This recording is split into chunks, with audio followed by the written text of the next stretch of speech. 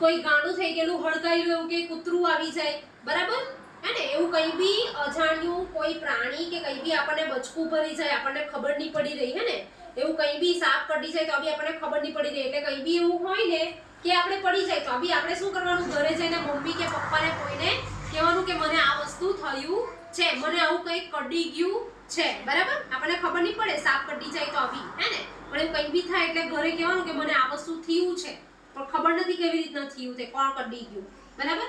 એટલે જે કોઈ બી આવી રીતના જાનવર એવું આવી જાય ને તો બી શું કરવાનું? આપણે જોર જોરમાં અડાવવાનું, હે ને? બરાબર?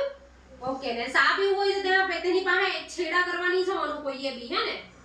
ભાગી જવાનું ત્યાંથી, બરાબર? એટલે એકલા એ કશે બી જવાનું નહીં, કારણ કે આપણે એટલા કેપેબલ, આપણી પાસે એટલી શક્તિ અત્યારે નથી કે આપણે તેની સામે લડી શકીએ, હે ને? એટલે એકલા એ કશે જવાનું નહીં, હે ને? બાકી છોકરા લોકોને ઉચકી લઈ જાય, હે ને?